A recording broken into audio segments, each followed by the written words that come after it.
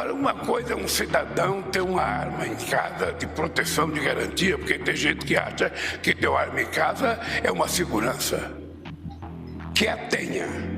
Mas a gente não pode permitir que haja arsenais de armas na mão de pessoas. O arsenal a que Lula se refere é a quantidade de armas que se multiplicou ao longo dos últimos 4 anos nas mãos dos chamados CACs, sigla para colecionadores, atiradores esportivos e caçadores. Esses CACs registraram mais de 900 mil novas armas entre os anos de 2019 e 2022. Foram 26 armas registradas por hora. E com mais armas, mais crimes. O registro de crimes cometidos por CACs aumentou 745% nos últimos 4 anos. Entre esses crimes, o número de ocorrências de violência contra mulheres disparou, subiu mais de 1000%. Quando tomou posse em 1º de janeiro, o governo Lula editou um primeiro decreto para suspender novos registros de CACs e de clubes de tiro, regra que foi atualizada na última sexta-feira. O decreto atualiza a política federal sobre limites para compras de armas e munições no país e reduz a quantidade de armas e munições para civis. O novo decreto reduz para 2 armas com comprovação da necessidade e até 50 munições.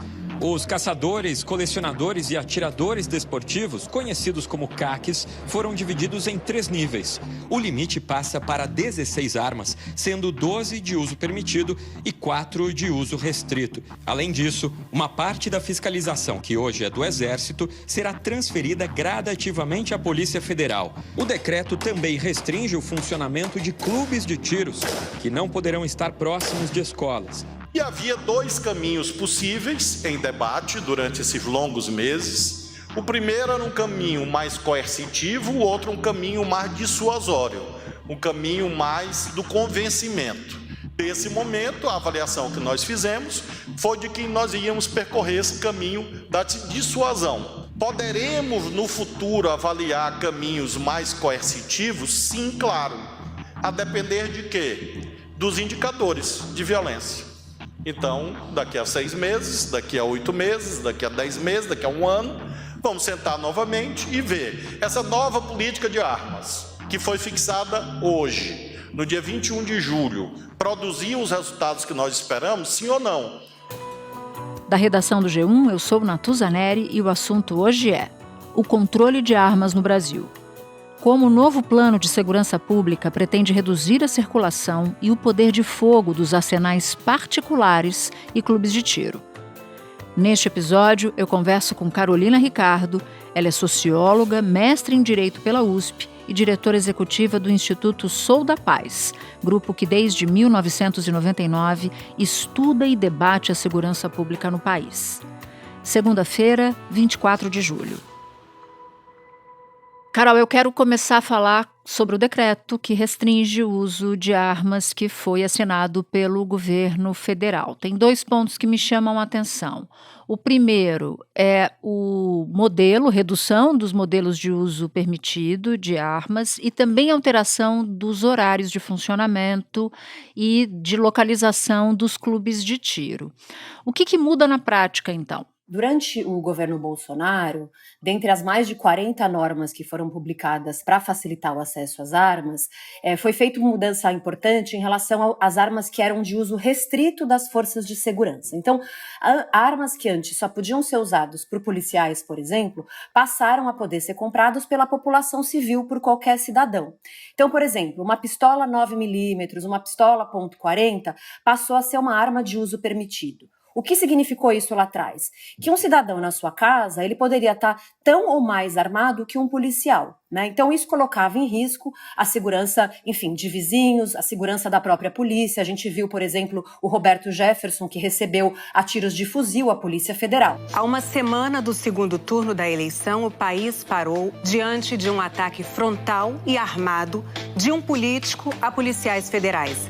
O ex-deputado federal Roberto Jefferson, aliado próximo do presidente Jair Bolsonaro, reagiu com tiros de fuzil e granadas Há uma ordem de prisão decretada pelo STF. Com a mudança agora do novo decreto, muitas dessas armas voltam a ser de uso restrito. Então, por exemplo, a pistola 9mm, que é uma pistola que, enfim, ela recebe muito mais munições. Por exemplo, um revólver 38, né, que era o revólver mais tradicional, mais clássico, ele só recebe 6 munições de uma vez. A pistola 9mm, ela recebe até 12 munições, ela dispara com maior potência, de maior distância, então ela causa ferimentos mais graves.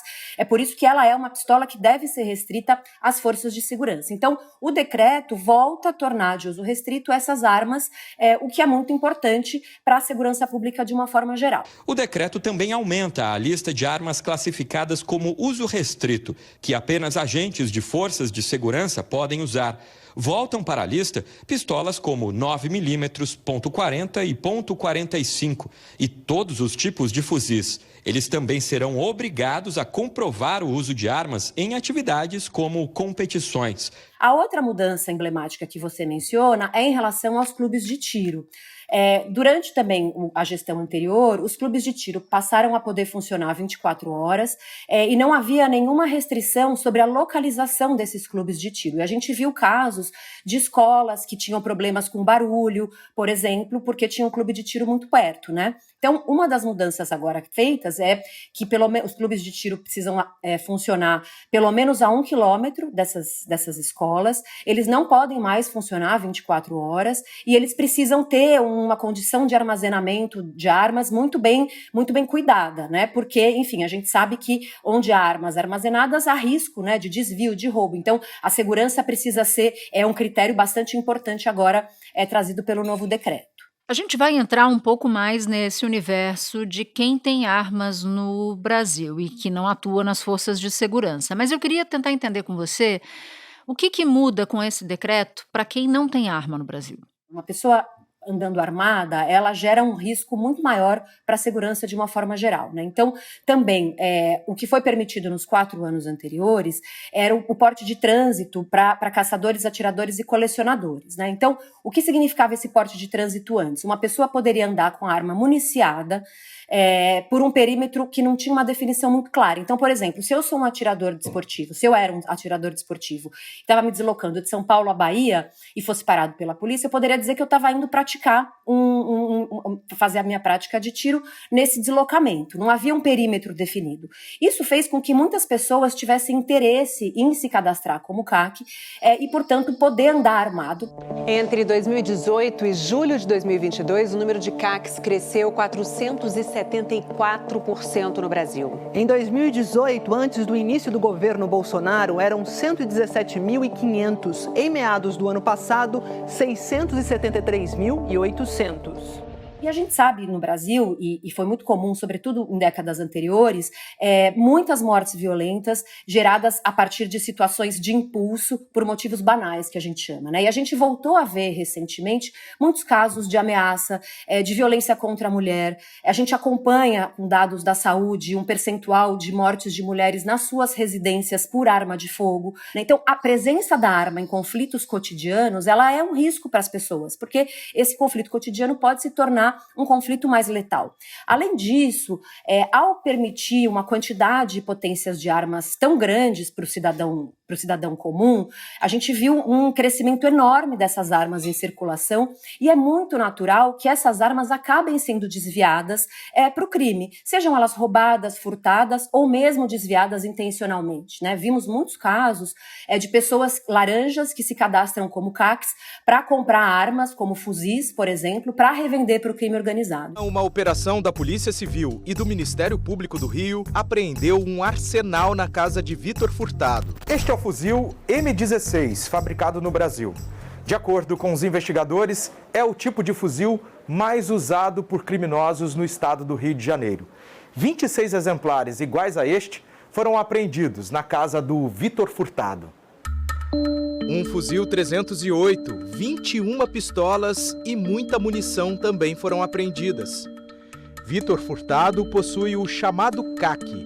O Vitor tinha uma movimentação financeira muito grande, ele vem sendo monitorado desde 2018 nessa prática de comércio ilegal de fornecimento desse tipo de material para a maior facção criminosa do Rio de Janeiro. Então, ao estabelecer novos critérios e novos requisitos, endurecer um pouco mais o controle sobre as armas, a gente diminui um caminho de abastecimento de arma para o crime. Então, acho que nós, cidadãos comuns, a gente também vai ter como consequência uma dificuldade maior do crime organizado obter essas armas. Ao longo dos últimos anos, houve uma explosão dos chamados CACs, caçadores, atiradores, colecionadores, e você até tangenciou esse ponto dizendo que muitos se cadastraram como atiradores, colecionadores ou caçadores, mas que na verdade não eram.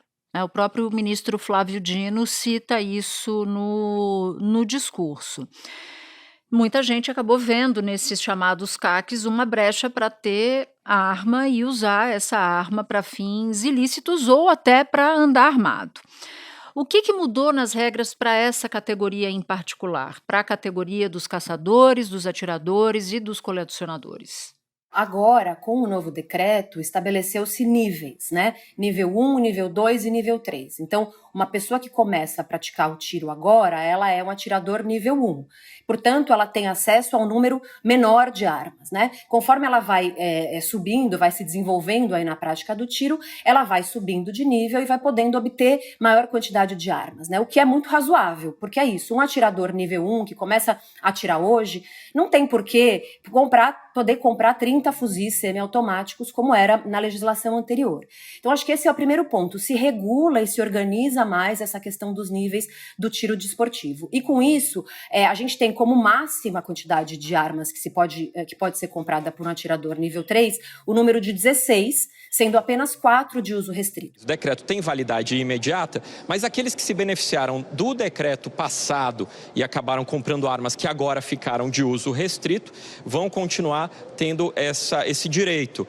O governo, então, não deve confiscar, num primeiro momento, essas armas de fogo. Agora, o porte de trânsito, se uma pessoa quiser, de fato, praticar tiro, ela precisa carregar a sua arma desmuniciada, né, sem munição, e precisa ter uma guia de tráfego explicando, né, com registro de onde ela vai praticar fazer essa prática desportiva e outras informações relevantes. Então, não permite mais que as pessoas portem a sua arma com munição. Isso me parece muito importante porque foi uma das razões pelas quais essa categoria tanto explodiu, né? A gente sabe que muitas pessoas queriam ter acesso à arma, queriam poder portar a arma e não conseguiam fazer o registro junto à Polícia Federal, porque não tinham ali os requisitos necessários. Como, junto ao Exército e se cadastrando como CAC, esse registro era mais simples e era possível, inclusive, conseguir maiores quantidades de armas com pouca fiscalização, muita gente migrou para essa categoria. Agora, tem um ponto, você citou o registro, né? Que muita gente não tinha acesso ao registro concedido pela Polícia Federal e se valia dos próprios CACs para ter acesso às armas. Há uma estimativa de que quase 1 milhão de armas sem registro estejam em circulação no país, e o número pode ser inclusive maior, porque o próprio Exército Brasileiro, que era quem ficava no controle disso, admite que não tinha muito domínio dos registros nas cidades. Então eu te pergunto, quais são as consequências dessa quantidade gigantesca, abissal de armas em circulação no país? Ainda que haja uma mudança, um período de transição de 180 dias até que o Exército transfira todo o cadastro, tudo que ele tem de informação de base para a Polícia Federal, que passa a assumir o controle e a vigilância dessa atividade. Pois é, eu acho que esse é um dos grandes problemas, né? Quando se trata de arma de fogo, se trata de uma ferramenta sobre a qual é importante que exista controles bastante rígidos, né? Não se trata de proibir as pessoas de terem armas, mas eu gosto de dizer, a arma não é uma vassoura, né? Ela é um bem que causa consequências múltiplas para as pessoas que estão no entorno, para além daquela pessoa que possui a sua arma. Portanto, é muito importante que exista uma política pública de controle de armas. Sem informação de qualidade sobre as armas, como é que se faz uma política pública? Se a gente não tem uma visão geral do total de armas que foram compradas, quais os tipos de arma, em que cidades e estado, nas mãos de quem elas estão, se essas pessoas ainda estão aptas para continuar possuindo essas armas, muito dificilmente a gente faz um controle, né? E esse número brutal que você trouxe aí de mais de 1 milhão de armas que não estão cadastradas, sem informação na Polícia Federal, indicam muito essa nossa dificuldade. São 2 sistemas que concentram os dados. Um da Polícia Federal, o Sistema Nacional de Armas, SINARME, e outro do Comando do Exército, o Sistema de Gerenciamento Militar de Armas, SIGMA. Todos os aspectos atinentes às armas das Forças Armadas e das Forças Auxiliares, isto permanecerá lá. Também o SIGMA, no que se refere a essas armas, o registro dessas armas e toda a fiscalização que se refere à indústria, comércio exterior, eu diria de modo simplificador, como se o atacado ficasse com o Exército. Indústria, fabricação, exportação, importação, produtos controlados. Se pode tal arma, se não pode, explosivos e assim sucessivamente. Isso, a nossa proposta é que fique com o Exército. E migra para a Polícia Federal exatamente a fiscalização e o registro e a fiscalização sobre CACs e também sobre clubes de tiro e pontos de venda de um modo geral. Então, é muito importante toda essa mudança em relação ao controle civil, sobre o controle sobre as armas compradas por civis, que o decreto, embora não dê detalhes, indica que vai migrar gradualmente para a Polícia Federal, porque a gente sabe que tem sido muito difícil essa relação com o Exército.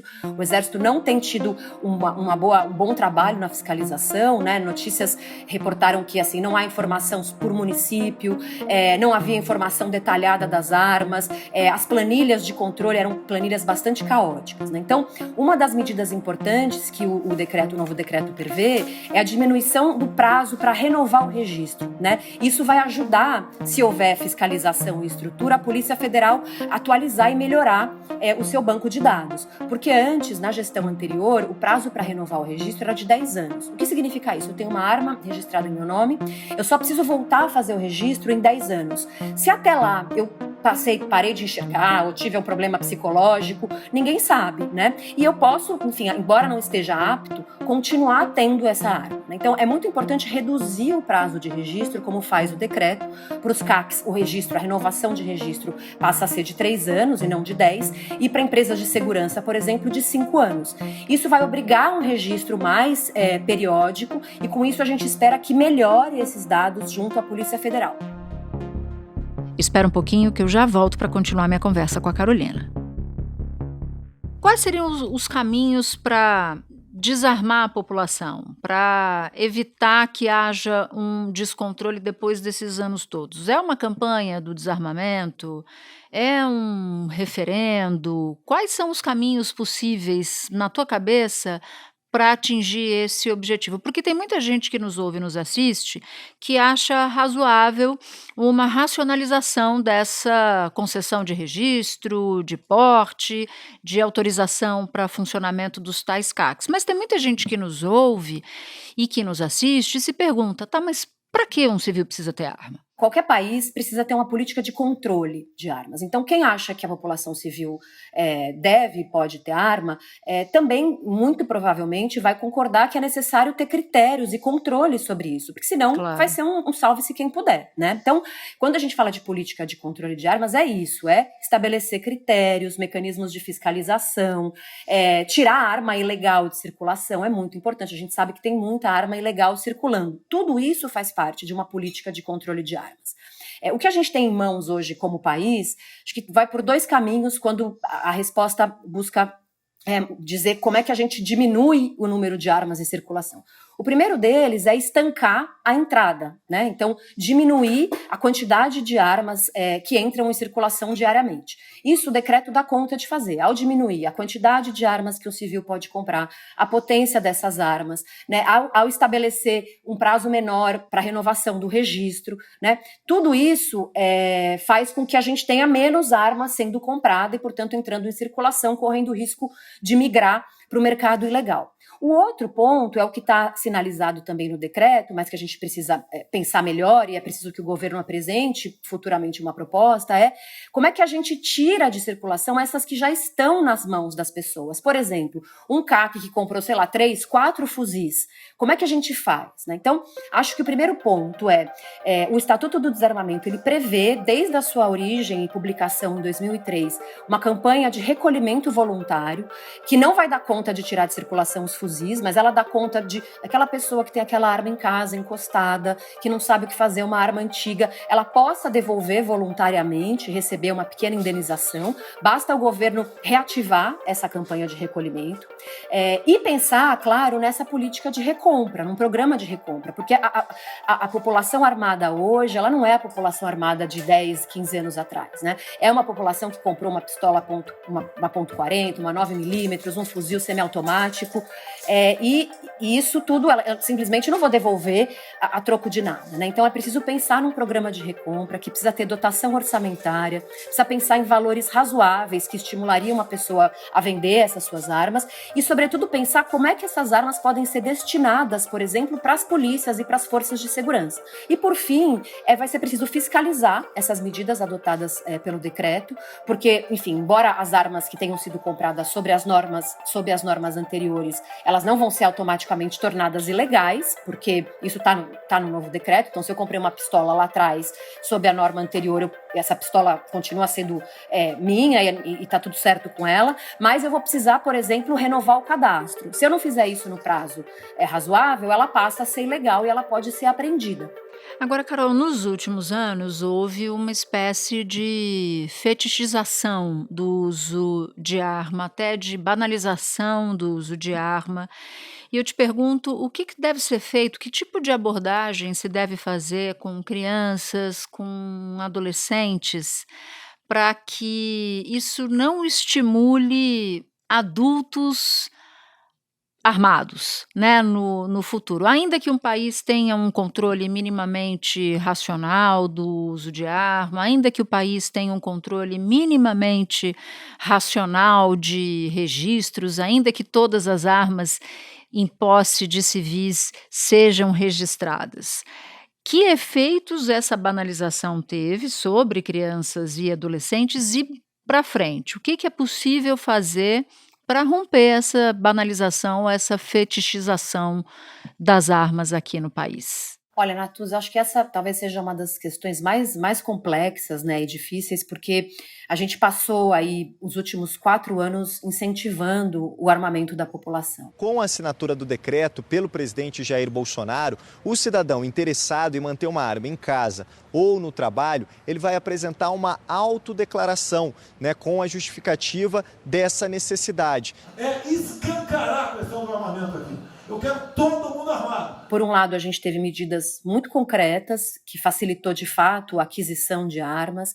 A gente teve medidas simbólicas, né, com autoridades importantes declarando publicamente que povo armado não será escravizado, mandando o ministro publicar decreto, portaria para facilitar o acesso às armas. Isso legitimou um uso desmedido das armas de fogo, né? As pessoas deixaram de ter vergonha, quem se interessava por isso, de buscar e comprar. E junto a isso, também a gente viu um mercado muito importante se desenvolver em torno da arma de fogo, né? A gente viu um mercado, por exemplo, de uma série de instrutores influencers, muitas vezes policiais influencers, eventualmente até monetizando em cima do seu canal como instrutor de tiro. A gente viu uma série de workshops de segurança de residencial, de self-defense, home defense sendo vendidos, até para as mulheres, né? A gente tem até moda arma de fogo, né? Como é que você usa uma calça com coldre para ficar bacana e poder praticar o seu tiro. Então, cresceu-se um mercado ao redor da arma de fogo que estimulou também. Inclusive, a gente viu discussões sobre propaganda de arma de fogo. Teve até projeto de lei para autorizar a publicidade da arma de fogo, sendo que hoje a publicidade da arma de fogo ela só é autorizada em veículos especializados, justamente porque é muito fácil seduzir uma criança, um adolescente, adolescente para ter uma arma. E a gente viu recentemente, por exemplo, os casos de ataque às escolas, né? Praticamente metade desses ataques foram praticados com arma de fogo. Naqueles em que o agressor não usou arma de fogo, em alguns dos casos houve a tentativa de obter arma de fogo. O governo considera que os anúncios de hoje são uma tentativa de resposta ao aumento de casos e ameaças de ataques com armas de fogo em escolas. Por isso, além do decreto, o governo enviou um projeto de lei ao Congresso que busca tornar crime hediondo esses ataques. Talvez esse seja o exemplo mais radical, mas bastante emblemático de como a arma ela tem um papel importante, né? Muitos desses casos era, inclusive, interessante se exibir com a arma, exibir o número de mortos, né? Então, a gente chega em 2023 numa sociedade muito mais armada, com a arma de fogo tendo um papel relevante em casos emblemáticos de violência contra a mulher, de violência contra a escola. E ainda que tenha havido a redução dos homicídios, é importante dizer que o percentual de mortes por arma de fogo no Brasil ele é muito mais alto do que a média mundial. Enquanto a média mundial é de 44% de homicídios praticados com arma de fogo, no Brasil é praticamente 77%. Ainda é muito alto, ainda se mata muito. E, claro, incentivar a nossa sociedade, mostrar que, na verdade, a arma não traz defesa, ela traz uma sensação de defesa, uma sensação de poder, e com isso a gente deveria discutir e trabalhar com as nossas crianças e adolescentes, né? Porque muitas vezes há essa busca por esse empoderamento que a arma traz, mas, sobretudo, mostrar que é uma ilusão. A arma de fogo, muitas vezes ela gera muito mais risco para quem possui do que, de fato, uma capacidade de se defender. O agressor, ele conta com elemento surpresa. Se você tem uma arma em casa, muito possivelmente essa arma vai estar guardada, né? Você não vai ter tempo de usá-la para se defender. Enfim, então, eu acho que precisa desmistificar um pouco e investir na política de segurança pública. A gente precisa de melhor policiamento, de polícia com capacidade de investigação, de um judiciário funcionando, né? E de forma rápida, de forma célere, investir nisso e não investir no armamento da sociedade como um todo. E, Carol, para finalizar, o decreto ele proíbe, por exemplo, que um civil, a partir da publicação do decreto, adquira um fuzil. Mas, ao mesmo tempo, permite que quem tem um fuzil hoje pode manter esse armamento podendo comprar uma quantidade limitada de munição. Você que estuda isso, por que um civil precisa ter um fuzil? Para tentar explicar para quem... Eu inclusive, não consigo compreender e tenho certeza que essa pergunta é de muita gente que nos ouve e que nos assiste. Por que um civil sente vontade de comprar um fuzil? Olha, Natuza, também acho que essa é a pergunta, né, de $1 milhão. A gente se fez essa pergunta por muito tempo nos últimos 4 anos, porque o civil não só era autorizado a comprar um fuzil, como ele era autorizado a comprar 30 fuzis, né? Então, a gente passou os últimos 4 anos se fazendo essa pergunta. Me parece que uma parcela pequena, talvez de fato queira usar um fuzil para uma prática de tiro X, né? Eventualmente um tipo de competição muito específica. Me parece que a gente viu um interesse e uma migração dessas armas, muita gente se cadastrando como laranja para comprar arma e repassar para o crime organizado, gente que compra e depois revende essa arma, né? Membros do próprio crime organizado se cadastrando como CACs para usar essas armas. Então me parece que há um interesse aí, se não explícito, né, mas um interesse do próprio crime organizado, quer dizer, foi um novo canal que se abriu para se adquirir um fuzil, né? Se antes um fuzil custava R$70 mil, com as facilidades todas, passaram a custar R$15 mil. Claro, não é pouca coisa, mas é muito mais fácil para uma organização criminosa hoje conseguir um fuzil comprado aqui, vendido legalmente. Carol, muito obrigada pelas explicações, por topar participar, falar com a gente. Eu sei que esse foi um dos grandes temas dos últimos anos e vamos ver como é que as coisas vão caminhar, como é que o poder público vai dar conta de fiscalizar e se a gente vai ver uma mudança de cenário no próximo período. Obrigada por ter topado. Eu é que agradeço. Ficamos aí à disposição, Natuza. Este foi o Assunto, podcast diário disponível no G1, no Globoplay ou na sua plataforma de áudio preferida. Comigo na equipe do Assunto estão Mônica Mariotti, Amanda Polato, Lorena Lara, Luiz Felipe Silva, Tiago Kazuroski, Gabriel de Campos, Nayara Fernandes e Etos Kleiter. Eu sou Natuza Neri e fico por aqui. Até o próximo assunto.